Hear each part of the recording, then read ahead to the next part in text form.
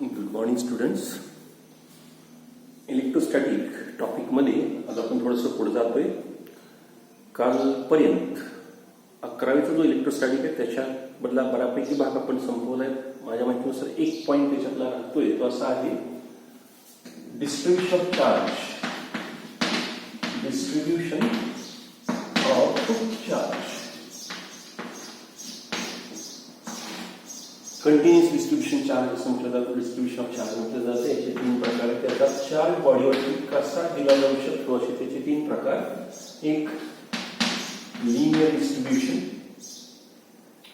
दुसरं surface distribution आणि तिसरं व्हॉल्यूम डिस्ट्रीब्युशन. असे तीन प्रकार आहेत. याच्यात लेंथ वाईज दिलेलं, लेंथवरती दिलेलं, सरफेसवर दिलेलं व्हॉल्यूम.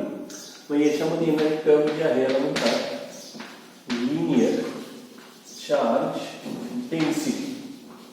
लिनियर चार्ज डेन्सिटी इथं म्हणतात सरफेस चार्ज डेन्सिटी. आणि व्हॉल्यूम चार्ज डेन्सिटी.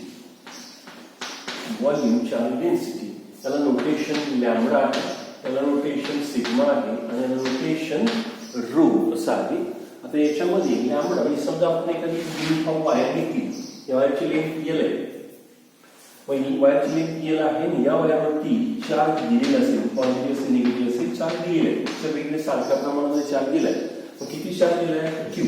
याचा एल लेंथवरती किती चार्ज दिला आपण? क्यू. मग युनिट लेंथवरती किती राहतो? तर क्यू अपॉन एल. याला म्हणतात लिनियर चार्ज डेन्सिटी. आणि म्हणून linear charge density define charge per unit length. Charge per unit length एवढीच याची व्याख्या, एवढीच. Charge per unit length. आणि मग चार्ज पर युनिट लेंथ याचा क्यू अपॉन एल म्हणजे कूलम पर मीटर ही त्याची युनिट असेल. कूलम पर मीटर ही त्याची युनिट असेल. आणि minus one in length mass नसणार याच्यात. हे वन इन लेंथ वरती गेला मायनस. कुलमची डायमेन्शन आहे, कुलमची डायमेन्शन आहे 1 इन टाइम आणि 1 इन करंट या पद्धतीने. तर लिनियर चार्ज डेन्सिटीची ही डायमेन्शन्स, युनिट आणि व्याख्या एवढीच. Linear charge density is defined as the charge per unit length. याच प्रकारे आता इथे तुम्हाला असं पण विचारलं जाईल, थिन रिंग आहे, याच्यावर थिन रिंग आहे, रिंगची रेडियस आर आहे आणि या रिंगवरती चार्ज दिला क्यू. मग याची लिनियर डेन्सिटी काढा. लिनियर डेन्सिटी काय लिहायची? तर क्यू आपण येईल. फक्त याची लेंथ किती एवढंच माहिती पाहिजे आपल्याला. लेंथ किती घेणार या ठिकाणी? क्यू डिवाइडेड बाय 2 पाय आर. तर सर्कलचा सर्कमफरन्स म्हणजे रिंगची लेंथ, दॅट इज 2 पाय. म्हणून याची व्हॅल्यू अशी तुम्हाला लिहिता येतं. हा पहिला प्रकार. त्याच्यानंतर दुसरा प्रकार आहे surface charge density. Surface charge density sigma is equal to charge upon area. इथे चार्ज पर युनिट लेंथ, त्याच्या चार्ज पर युनिट एरिया किंवा सरफेस एरिया म्हटलं तरी चालेल. Charge per unit surface area आणि मग coulomb per metre square. Charge upon area. आता परत मीटर स्क्वेअर वर गेला याची डायमेन्शन आता राहणार आहे मायनस इन लेंथ, मास नसणार आहे आणि चार्जची dimension 1 in time 1 in current असेल. या पद्धतीने चार्ज पर युनिट लेंथ आणि charge per unit surface area. आणि तिसरा आहे charge per unit volume. Charge per unit volume dimensions असतील कूलम पर मीटर क्यूब आणि सॉरी युनिट असेल coulomb per metre cube. Dimensions -3 in length, 0 in mass, 1 in time, 1 in current या पद्धतीने. So in this way याची dimension आता सांगितली आपण -1 0 1 1. इथं पर युनिट लेंथ आहे, मीटर आहे -1, मीटर स्क्वेअर आहे -2 आणि मीटर क्यूब आहे -3. बाकी सेम. या पद्धतीने या तीन टर्म्स आहेत. यातले ह्या पहिले दोन टर्म्स आपण आता या बऱ्याचशा टॉपिक मध्ये वापरणार आहोत. हा एक मुद्दा आपल्याला सांगायचा राहून गेला होता. आता पुढे गॉसेस लॉ काय म्हटलं जातं. आता आपण गॉसेस लॉ त्याची ऍप्लिकेशन्स 12वीला आहे. आता गॉसेस लॉ काय आहे तर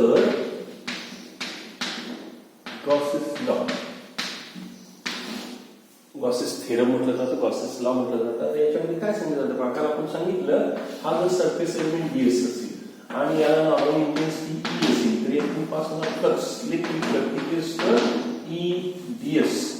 कॉस थिटा पण लिहिला जातं, पण कॉस थिटा मध्ये थिटा कशामधला अँगल आहे तर ही इंटेन्सिटी डायरेक्शन. आणि या सरफेसला नॉर्मल परपेंडिक्युलर काढली तर ती इथेच राहणार आहे. मग ह्या दोघांना लाईन 0 आहे. cos 0 ची किंमत किती राहणार आहे 1. त्यामुळे हा नाही लिहिला तरी चालतो. या पद्धतीने फ्लक्स लिहिलं जातं. मग हे इलेक्ट्रिक फ्लक्स जे आहे हे छोट्या सरफेससाठी आहे. पण असा सरफेस घेतला आणि त्याचा हा छोटासा भाग, दुसरा भाग, तिसरा भाग, चौथा भाग, पाचवा, असे अनेक सरफेसेस असतील आणि मग सगळ्या सरफेसचं total electric flux, net electric flux over the close surface एका सरफेस एवढं असतं. मग संपूर्ण सरफेसचं टोटल क्लोज सरफेसचं नेट इलेक्ट्रिक फ्लक्स म्हणजे net electric flux, net electric flux of an electric field, of an electric field through the entire closed surface. पूर्ण closed surface, entire closed surface is equal to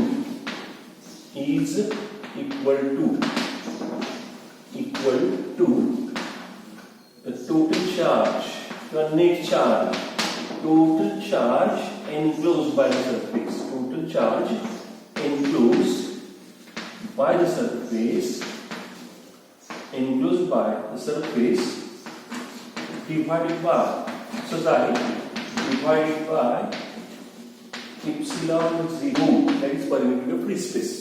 हे Gauss's लॉचं statement. म्हणजे पूर्ण जर एखादा close surface घेतला त्याच्या आतमध्ये charge असेल तर त्या चार्ज पासून बाहेर पडणारं फील्ड हे त्या सरफेस मधून पण बाहेर पडणार. फील्ड म्हणजे लाईन्स ऑफ फोर्सचा ग्रुप म्हणजे काय फ्लक्स.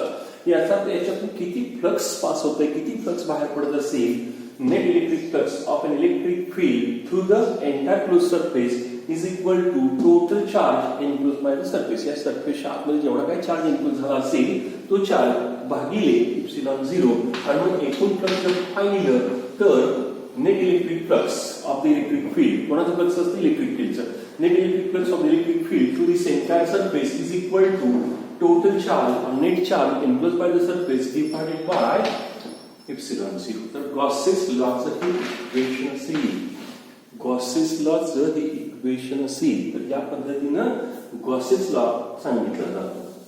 आणि मग याची आता आपल्याला 11वीतच झालेला आहे. हा फक्त आता सांगताना पण आता सांगतोय 11वीतच झालेला आहे. फक्त याचे ऍप्लिकेशन आता 12वीला आहे. याचा वापर कुठं केला जातो, कशासाठी केला जातो. तर हे गॉसेस लॉचं स्टेटमेंट मात्र आपल्याला इथून पुढे लक्षात ठेवायचं आहे.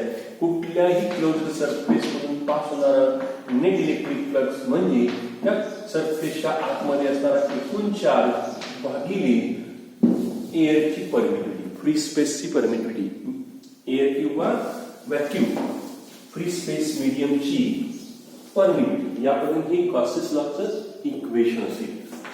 गॉसेस लॉचं हे इक्वेशन मॅथमॅटिकली असेल आणि मग याचा वापर आपण आता करणार आहोत. 12वीचा टॉपिक आता सुरू होतो आणि मग 12वीचा टॉपिक मधला पहिला जो भाग असेल तो आहे applications of Gauss's law. Applications of Gauss's law. याच्यामध्ये 2-3 ऍप्लिकेशन्स आहेत. त्यातलं पहिली application intensity of electric field, intensity of electric field at any point outside the uniformly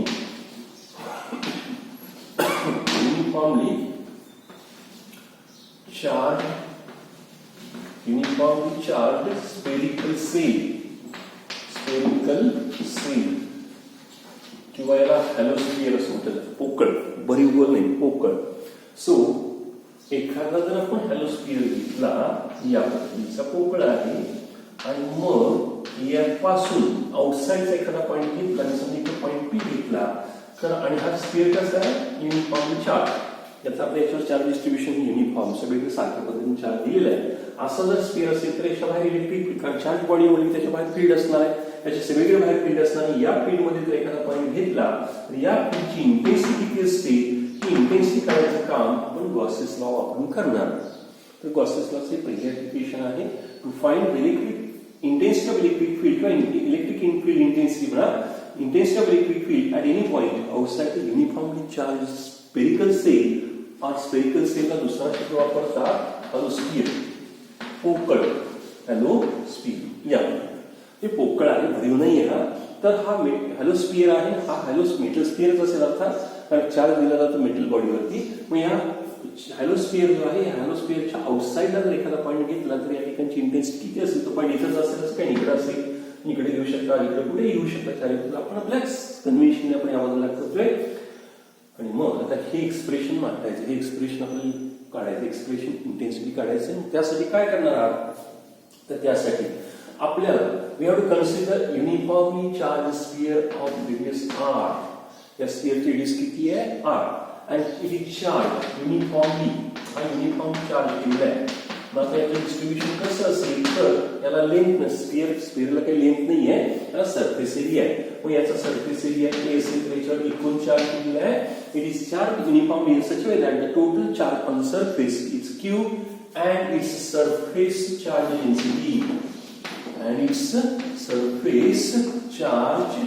density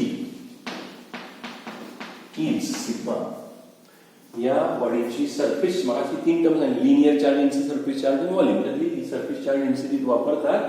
याचा अर्थ युनिट एरियावरती किती चार्ज आहे? सिग्मा. मग ए एरियावरती किती असणार आहे?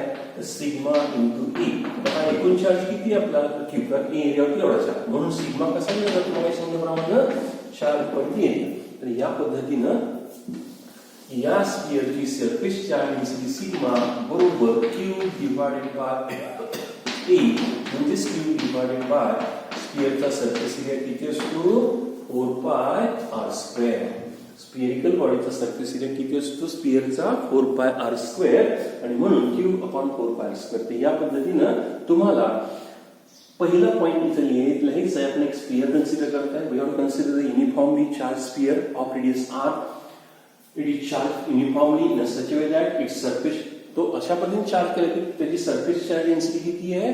सिग्मा. म्हणजे प्रत्येक युनिट एरिया, युनिट एरिया घ्या, युनिट एरिया कुठला युनिट एरिया, छोटे छोटे पॉइंट्स, छोटे छोटे सरफेसेस, अगदी युनिट एरिया घेतला तर प्रत्येक युनिट एरिया चार्ज किती राहणार? सिग्मा. या पद्धतीने त्याचं चार्ज डिस्ट्रीब्युशन आहे. शिवाय it is kept in the medium. The medium surrounding sphere is, medium हे डायलेक्ट्रिक मीडियम असेल, डायलेक्ट्रिक मीडियम, आणि त्या मीडियमची परमिटिव्हिटी किती आहे? एप्सिलॉन. त्या मीडियमचा डायलेक्ट्रिक कॉन्स्टंट किती आहे? के. या पद्धतीने म्हणजे याचं सराउंडिंग मीडियम किंवा हा जो स्पियर आहे तो ज्या मीडियममध्ये ठेवलेला आहे त्या मीडियमची परमिटिव्हिटी एप्सिलॉन असेल, त्या मीडियमचा डायलेक्ट्रिक कॉन्स्टंट के असेल. अशा पद्धतीने आपण स्पियर घेतलेला. म्हणजे हा पॉइंट पी ज्या मीडियम मध्ये आहे त्या मीडियमची परमिटिव्हिटी, त्या मीडियमचा डायलेक्ट्रिक कॉन्स्टंट आपण घेतोय. आता पहा, इथंपर्यंत फक्त आपण काही गोष्टी सांगितल्या. We have to consider uniform charge sphere of radius r. It is charged uniformly. It is charged uniformly in a such a way that the surface charge density of the sphere is sigma. या स्पियरची surface charge density sigma आहे, म्हणजे charge पर area या स्पियरचा किती आहे? Sigma आहे. सिग्माच्या डेफिनेशननुसार sigma बरोबर charge upon area, व चार्ज किती दिलाय आपण? क्यू. आणि एरिया किती आहे त्या स्पियरचा? 4 पाय स्क्वेअर. म्हणून Q upon 4 pi square सिग्माचा formula या ठिकाणी झाला. आता तुम्हाला आणखी एक सांगू, इथं समजा सिलेंडर घेतलं असेल आपण, सिलेंडरची रेडियस असेल r आणि याला आपण चार्ज दिलाय. मग याचा सिग्मा कसा द्यायचा? क्यू अपॉन ए. याच्यावर असणार एकूण charge Q divided by area. प्रश्न आहे तो सिलेंडरचा एरिया किती लिहायचा? तर सिलेंडर पोकळ असेल, इकडे सरफेस पाईप खाली खाली, वरती खाली, तर सरफेस नाही, पोकळ आहे. मग सरफेस एवढाच आहे. मग हा सरफेस किती असतो? तर हा सरफेस असतो 2 पाय r l. l म्हणजे त्याची लेंथ, r म्हणजे रेडियस. हा जो कर्व सरफेस असेल असा, त्या कर्व सरफेसचा एरिया असतो 2 पाय r l. उदाहरणार्थ समजा आपण असा एखादा कागद घेतला आणि हा सिलेंडर जर असा तयार केला, तर या सिलेंडरची लेंथ l असेल, याची रेडियस r असेल, त्याचा सरफेस एरिया किती असतो? 2 पाय r l एवढा असतो. मग या पद्धतीनं सिलेंडरसाठी मग आपल्याला जो एरिया असेल, जो एरिया दिला असेल, ती बॉडी दिली असेल, त्याच्या लेंथवरती त्याचा एरिया तुम्हाला काढता आला पाहिजे. त्यानुसार फॉर्म्युला म्हणते स्पियरसाठी घेतला. Now, in order to find electric field at any point P, which is at a distance r from the center of the sphere, या स्पियरच्या सेंटर पासून r अंतरावरती पॉइंट P आउटसाइडला घेतलेला आहे. आणि now we have to find electric intensity at this point. या पॉइंटची इंटेन्सिटी काढायची. आता आपण काय लाईन्स ऑफ फोर्स सांगितल्या, त्याच्या प्रॉपर्टी सांगितल्या. त्याच्यामध्ये सांगताना पहिली प्रॉपर्टी सांगितली, lines of force start from the positive charge आणि इनसाइड द निगेटिव्ह. आता पॉईंट पॉझिटिव्ह चार्जचा प्रत्येक पॉईंट पासून लाईन्स इथं बाहेर पडणार आहे, प्रत्येक पॉईंट पासून बाहेर पडणार आहे. कशामध्ये पडणार आहे तर त्याच्यामध्ये दुसरी प्रॉपर्टी आपण सांगितली, लाईन्स ऑफ फोर्स ओरिजिनेट्स और terminates normally to the surface of charge sphere. Charge स्फियरच्या सरफेसला त्या लाईन्स कशा असतात, नॉर्मल असतात. या पद्धतीने आपण समजतो. मग हे याच्याभोवती असणारे इलेक्ट्रिक फील्ड कशासाठी दाखवतो आपण, lines of force.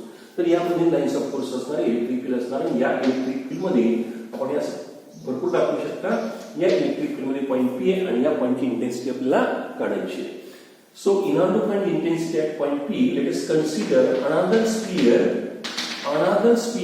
of radius r, small r radius sphere घ्यायचा आहे, of radius small r, so that the point P lies on the surface. आता हा sphere कसा आहे बघा, this sphere is concentric with the original sphere. हा charge sphere आहे, त्याला त्याच्याशी हा कॉन्सेंट्रिक म्हणजे आता दोघांचं सेंटर कॉमन आहे.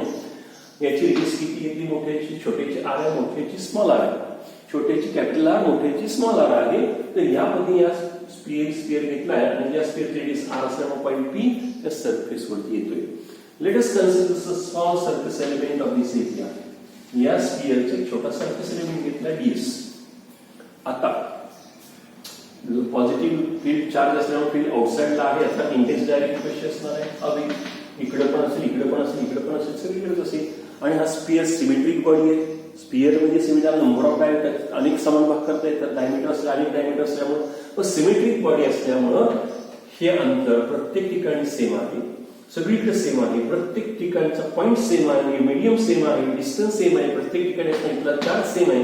म्हणून या प्रत्येक पॉईंटची इंटेन्सिटी सुद्धा सेम असते. So due to the symmetry, एवढंच म्हणायचं, due to the symmetry intensity at every point on this sphere. आता हा दुसरा स्फियर कन्सिडर केला, इमॅजिन केलाय. याला गॉसियन स्फियर असं म्हणतात. ज्या सरफेससाठी तुम्ही गॉस लॉ वापरणार आहात त्या सरफेसला गॉसियन सरफेस म्हणतात. हा आपला गॉसियन स्फियर असेल. याच्यासाठी आपल्याला हा क्लोज सरफेस, हा नाही घ्यायचा, हा क्लोज सरफेस घ्यायचा आहे आणि या पॉइंटची इंटेन्सिटी काढायची आहे.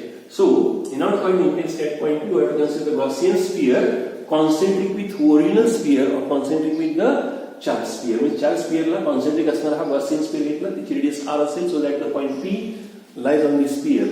And now we have to consider small surface element ds of this sphere. या स्फियरचा एक छोटा सरफेस एलिमेंट घेतला.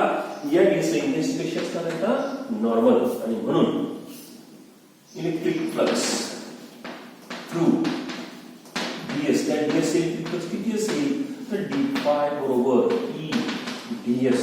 किती असेल e ds. तर थीटा किती असणार आणि मग सांगितलं, हा जर सरफेस एरियाची इंटेन्सिटी असेल तर इंटेन्सिटी डायरेक्शन आणि त्याचा नॉर्मल कंपोनेंट, हा नॉर्मल कंपोनेंट, त्या दोघांना किती असणार आहे 0 आणि cos 0 ची किंमत किती असते 1. म्हणून तर cos थीटा घेत नाही, पण cos थीटा ची किंमत 1.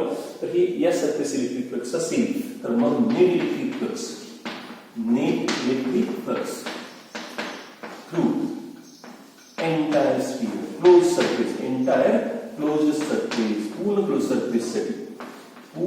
सरफेस साठी किती असेल तर पाय आणि कसं काढणार आहे, इंटिग्रेशन डी फाय. एका सरफेससाठी ds, एका सरफेससाठी डी फाय, दुसऱ्या सरफेससाठी डी फायचे अनेक ds असणार आहेत. प्रत्येकाचं आपण घेणार एवढं. आणि एका सरफेससाठी ds असतील तर सगळ्या सरफेस काढण्यासाठी एकाच जरी काढले त्याचं काय करायचं, इंटिग्रेशन. आणि इंटिग्रेशन लिहिताना आपण नुसतं असं नाही, याला आपल्याला सर्कल दाखवायचं. सर्कलचा अर्थ असेल it is around the closed surface. इंटिग्रेशनची ऍक्च्युअली तशी 3 प्रकार आहेत, लाईन इंटिग्रल, सरफेस इंटिग्रल आणि व्हॉल्यूम. हे सिंगल, हे डबल, हे ट्रिपल. लाईन इंटिग्रल म्हणतात, सरफेस इंटिग्रल म्हणतात आणि व्हॉल्यूम. आता हे सरफेस इंटिग्रल असं न दाखवता याच्या ऐवजी मी असं दाखवायचं, तिथं असं दाखवलं, एकच ते सिंबॉल दाखवलं तर त्याला सर्कल दाखवायचा. हे सिंबॉल आहे, हे सरफेस इंटिग्रल आहे. तर यामध्ये सिंबॉल याचा असेल बरोबर इंटिग्रेशन ई ds. बरोबर. आता हे घेताना इथला पॉईंट कुठला घेतला, इंटेन्सिटी प्रत्येक पॉईंटची काय असणार सारखी, इंटेन्सिटी कॉन्स्टंट म्हणून बाहेर घेतली. इंटिग्रेशन ds म्हणजे काय, हा ds आहे, इथं दुसरा असेल, तिसरा असेल, चौथा असेल, पाचवा असेल, सगळे ds एकत्र करायचे, इंटिग्रेट करायचे म्हणजे एकत्र करायचे. सगळे ds एकत्र केल्यानंतर मिळणार काय, हा पूर्ण सरफेस एरिया. म्हणून या इंटिग्रेशन कडे जाते e इंटू याचा सरफेस एरिया असेल 4πr². इक्वेशन 1 आणि इक्वेशन 1. मग आता पण गॉसियन थेरम वापरला का, पण हा फॉर्म्युला वापरला का तर नाही, आता वापरायचा आहे. आणि म्हणून according to Gauss's law. The net electric flux over this closed surface, net electric flux over this closed surface is equal to total charge enclosed by the surface. मग याच्या आतमध्ये किती चार्ज आहे म्हटलं आपण त्याला पडलं दिलेले एकूण charge Q divided by epsilon 0 equation. याला हवं तर इक्वेशन येऊन आपण याला दोन पुस्तकाप्रमाणे तर ह्याबद्दल हे नंतर येईल काय हरकत नाही. पुढं कसं कन्सिडर करा गॉसेस लॉ नुसार या पूर्ण सरफेसचं नेट इलेक्ट्रिक फ्लक्स म्हणजे या सरफेसच्या आतमध्ये हा स्फिअर आहे आणि या स्फिअरवरती एकूण चार्ज Q आहे आणि मग या total charge value Q divided by epsilon 0 तर हे गॉसेस लॉ आहे. आणि मग इक्वेशन 1 आणि इक्वेशन 2 या पूर्ण क्लोज सरफेसचं इलेक्ट्रिक फ्लक्स आपण इथे काढले इथं पण काढले आणि मग इक्वेशन 1 आणि 2 नुसार from equation 1 and 2 we can write काय लिहिणार आहे आपण E into 4 pi r square बरोबर Q divided by epsilon 0. Epsilon 0 नाही म्हणता येणार पण एप्सिलॉन म्हणाला तर मीडियम आपण डायरेक्ट मीडियम घेतली की ज्या मीडियमची परमिटिव्हिटी किती आहे मग म्हटलं मी एप्सिलॉन आणि म्हणून एअर असेल तर एप्सिलॉन 0 अदर असेल तर एप्सिलॉन या पद्धतीचं एक्सप्रेशन झालं. आता दोन इक्वेशन्स वरून मला इंटेन्सिटी पाहिजे हा फॅक्टर कडे जातोय. So E is equal to Q divided by epsilon into 4 pi half 4 pi square divided that and that's why it right here is equal to 1 upon 1 भागिले 4 pi epsilon into Q divided by r square हा पहिला part or E is equal to 1 upon 4 pi epsilon 0 epsilon value epsilon 0 into Q upon r square असं का लिहिलं direct constant formula काय आहे epsilon upon epsilon 0 म्हणून epsilon बरोबर epsilon 0 k तर एप्सिलॉन बरोबर एप्सिलॉन 0 k इथे आपण ठेवला वेअर k म्हणजे त्या मीडियमचा डायरेक्ट डिस्टन्स आहे. आणि आता हाच फॉर्म्युला जर तुम्ही एअर साठी लिहिला तर फॉर एअर याची व्हॅल्यू काय राहते तर याची व्हॅल्यू काय राहणार आहे तर एअर साठी k ची किंमत किती असते 1 k इक्वल टू 1 हे एअर साठी. तर या पद्धतीने एक्सप्रेशन्स आहेत. एप्सिलॉन मध्ये लिहिलं डायरेक्ट कॉन्स्टंट मध्ये लिहिलं नुसतं एप्सिलॉन 0 मध्ये लिहायचं म्हणजे एअर साठी लिहायचं. एअर साठी डायरेक्ट कॉन्स्टंट व्हॅल्यू किती असते 1 असते. तर या पद्धतीनं तुम्हाला गॉसेस लॉचं पहिलं application electric intensity at any point outside the charge sphere या पद्धतीने एक्सप्रेशन आपल्याला मांडता येतं. तर पहा परत एकदा we have considered a charge sphere of radius r. It is charged uniformly in a such way that surface charge density त्याची surface charge density युनिट एरियाचा चार्ज किती आहे प्रत्येक ठिकाणी sigma total charge on the sphere is Q या पद्धतीने घेतलाय. आणि आता मग सिग्मा बरोबर मग तो फॉर्म्युला लिहिला आपण सिग्मा बरोबर काय होतं Q upon E एरिया किती असतो याची रेडियस कॅपिटल आहे 4 pi स्क्वेअर हा सिग्मा आहे. आता याचे पुढे मग आपण काय केलं पॉइंट P घेतला r अंतरावरती आणि त्यासाठी आपली इंटेन्सिटी काढण्यासाठी याच्यामध्ये एक स्फियर घेतला त्या स्फियरची रेडियस r ठेवली त्याला गॉसियन स्फियर म्हणतोय गॉसियन सरफेस म्हणतोय. आणि या ठिकाणी हा आतला जो सरफेस आहे तो सिमेट्रिक आहे ही बॉडी सिमेट्रिक आहे त्यामुळे हे अंतर सगळीकडे सारखं राहणार आहे. सारखं राहिल्यामुळे इथल्या प्रत्येक पॉईंटचं डिस्टन्स हे डिस्टन्स प्रत्येक ठिकाणी सारखं राहील. इथे इन्चार्ज सारखा आहे मीडियम सारखा आहे डिस्टन्स सारखा आहे म्हणून प्रत्येक ठिकाणी इंटेन्सिटी सेम असेल आणि इंटेन्सिटी प्रत्येक ठिकाणी कशी असेल सरफेसला नॉर्मल असेल. तर या पद्धतीने so intensity same and normal everywhere on this Gaussian surface. And now we have to consider small surface element ds of this new sphere. या स्फियरचा आपण एक सरफेस एलिमेंट घेतला आणि या सरफेस एलिमेंटचा फ्लक्स ds चा काय घेतला d phi equal to E ds cos theta. पण थीटा किती असतो या ठिकाणी इंटेन्सिटी त्याचा नॉर्मल कंपोनेंट यांच्यामधला अँगल 0 असेल तर पॉझिटिव्ह किंमत 1 असते म्हणून E ds लिहिला. एका ds चा फ्लक्स जर तेवढा असेल तर अनेक ds त्याच्यामध्ये या सगळ्या ds म्हणजे total flux net electric flux to the entire close surface बरोबर आपण काय करतो d phi चे इंटिग्रेशन phi बरोबर इंटिग्रेशन d phi बरोबर इंटिग्रेशन d phi ची व्हॅल्यू E ds त्यातला E सगळीकडे सारखा आहे कॉन्स्टंट बाहेर घेते इंटिग्रेशन ds म्हणजे हे सगळे ds आपण एकत्र केल्यानंतर मिळणारा total surface that is 4 pi square. Similarly, according to Gauss's theorem, the net electric flux of this entire surface is phi बरोबर टोटल चार्ज एनक्लोज बाय स्फियरच्या आतमध्ये असणारा एकूण चार्ज आणि याच्यावरती असणारा चार्ज भागिले परमिटिव्हिटी. या पद्धतीने आपण हे दोन एक्सप्रेशन लिहितोय. इक्वेशन 1 आणि इक्वेशन 2 या दोघांच्या डाव्या बाजू सारख्या आहेत. उजव्या बाजू आपण इक्वेट केल्या तर तुम्हाला एक्सप्रेशन असं लिहिता येतं. आणि मग या दोघांच्या इक्वेट केल्यानंतर आपण इक्वेशन इक्वेट केल्यानंतर इथे इक्वेट केलं आपण ऍक्च्युअली त्यातला ई बरोबर हा फॅक्टर इकडे काय होतो खाली जातो. म्हणून ई बरोबर Q divided by epsilon two 4 pi square किंवा 1/4 pi epsilon into Q upon R square. एप्सिलॉनच्या ऐवजी एप्सिलॉन 0 के लिहितात कारण केचा फॉर्म्युला असा असेल. त्याच्यानंतर हा फॉर्म्युला एअर साठी घेतला तर केची किंमत 1 असते म्हणून इथला एप्सिलॉन के निघून जातो, एप्सिलॉन 0 राहतो. तर ही इंटेन्सिटीचे फॉर्म्युले आहेत. याच्यामध्ये आणखी 2 मुद्दे तुम्हाला असे सांगायचे ते असे असतील. नोट म्हणून लक्षात घ्या.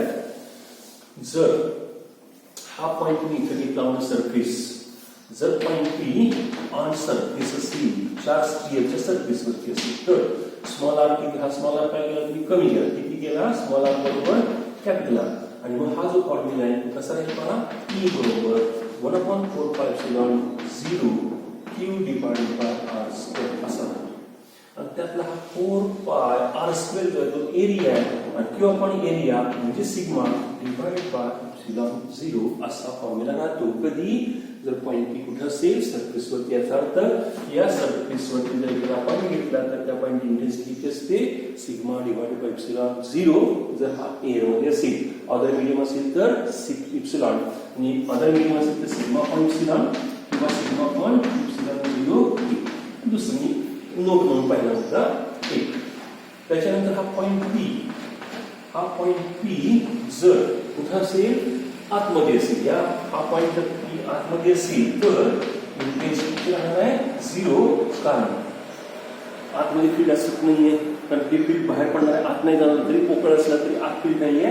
आता फील्ड जर आत नसेल तर इथे किती राहते 0. याचा field inside this spherical shell काय असेल 0 असेल, because there is no electric field inside the sphere. स्फिअरच्या आतमध्ये इलेक्ट्रिक फील्ड नाहीये. आणि तिसरा एक पॉईंट याच्यामध्ये आहे तो असा, आपण जो फॉर्म्युला घेतलाय तो 1/4 pi epsilon into Q divided by R square.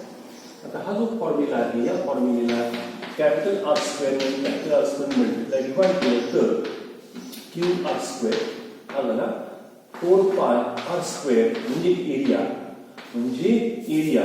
Into epsilon R square. पण क्यू आपण एरिया म्हणजे काय असतं परत sigma capital R square divided by epsilon R square. आणखी एक फॉर्म्युला आणि हा फॉर्म्युला तुम्हाला ऑब्जेक्टिव्हला विचारलेला आहे. चार्ज स्फिअर आहे, चार्ज स्फिअरची रेडियस आर आहे, त्याची सरफेस चार्ज डेन्सिटी सिग्मा आहे आणि त्याच्या आउटसाइड पॉइंट जो पॉइंट किती अंतरावरती असेल आर, तर त्या पॉइंटची इंटेन्सिटी किती असते sigma R square divided by epsilon small R square. तर हा फॉर्म्युला तुम्हाला ऑब्जेक्टिव्ह साठी म्हणून विचारलेला आहे. तर या पद्धतीने आपण समजू शकता. त्याच्यानंतर आणखी एक मुद्दा आपण समजू शकता. हा जो आपण फॉर्म्युला घेतलाय हा चार्ज आहे इथं आणि डिस्टन्स आपण घेतलं आर इथून. पण आपण असं पण मागे सांगितलं जर चार्ज क्यू इथे घेतला त्याच्यापासून आर अंतर पॉईंट घेतलं तर त्याची इंटेन्सिटी असते 1/4 पाय एप्सिलॉन क्यू एप्सिलॉन 0 पाहिजे किंवा आपण आर स्क्वेअर. आणि तेच एक्सप्रेशन इथं पण आहे, तेच एक्सप्रेशन इथं पण आहे. याचा अर्थ काय, जरी चार्ज इथं दिला असला तरी हा चार्ज कुठं असतो, even though the charge is distributed over the surface of sphere, this charge is concentrated at its center. जसं बॉडीचं मास बॉडीच्या सेंट्रल असतं तसं हा चार्ज या ठिकाणी सेंट्रल असतो. याचा अर्थ this sphere acts as the point charge. हा स्फिअर जो आहे हा चार्ज सगळ्या स्फिअर वरती आहे, but this charge acts as a point charge which is concentrated or which is situated at the centre. असे आपण या ठिकाणी सांगू शकता. तर या पद्धतीनं हा गॉसेस लॉ आहे आणि गॉसेस लॉचं पहिलं ऍप्लिकेशन आहे. त्याच्यावरती प्रश्न तुम्हाला विचारला तर 2 किंवा 3 मार्क्ससाठी ऍप्लिकेशन विचारलं जाईल. Derive expression for electric intensity at any point outside the charge spherical shell using Gauss's law म्हणणार नाही, फक्त म्हणतील electric field intensity outside the charge spherical सेलचे एक्सप्रेशन काय करा, डिराइव्ह करा असा तुम्हाला प्रश्न असणार आहे. तर हा या टॉपिक मधला पहिला भाग आहे आणि इथून आपला टॉपिक सुरू होतो. आता पुढच्या तासाच्या वेळी तुम्हाला सेकंड लॉ सांगणार आहोत आपण, सेकंड ऍप्लिकेशन सांगणार आहोत, थांबतोय. ठीक.